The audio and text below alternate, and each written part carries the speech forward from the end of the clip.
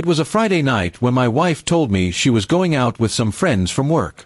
I didn't think much of it at first. She had gone out before, and I trusted her. But that night, she didn't come home. I stayed awake until dawn, waiting for the sound of her key turning in the lock. It never came. By morning, I was filled with both worry and suspicion. I tried calling her phone several times, but every call went unanswered. I convinced myself that maybe she had too much to drink and stayed with a friend. Still, something inside me told me there was more to it. Around 10 a.m., I finally got a message from her. It was short and cold.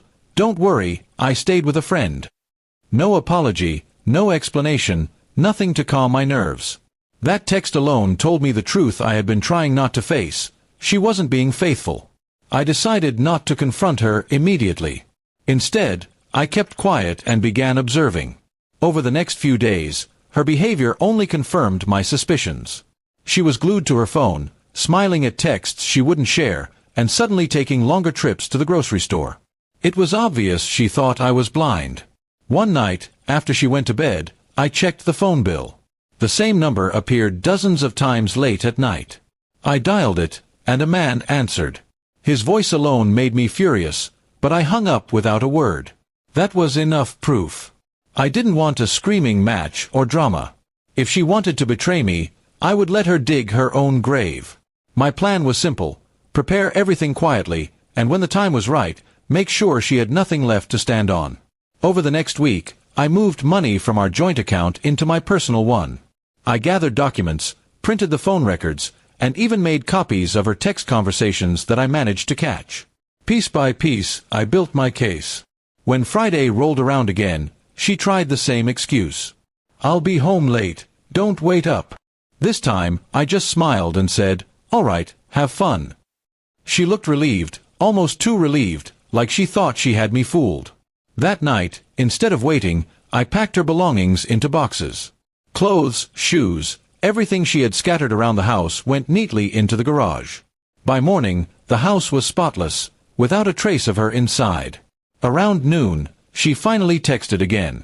This time, it was, "I think we need to talk." I didn't reply. Instead, I left her a letter on the kitchen table, taped to the box of her favorite things. In it, I wrote, "Asterisk, you chose your nights out and your lies. I choose peace.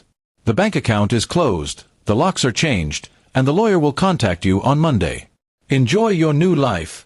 You earned it." Asterisk.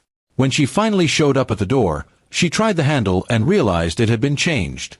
She knocked, called my name, even cried. I watched from inside, calm as ever. She had spent the night in someone else's arms, and now she had nowhere to go. Her family called me later, asking why I had been so harsh. I sent them copies of the records, the messages, and even the late-night calls. After that, the calls stopped. Everyone knew the truth.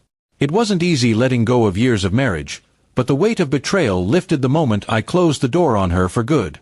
She wanted to play games, and she lost everything. For me, revenge wasn't about anger, it was about taking back control and finally walking away with dignity. And as she stood outside with her boxes, begging me to let her in, I realized I didn't feel hate anymore. I felt free. That was the sweetest revenge of all.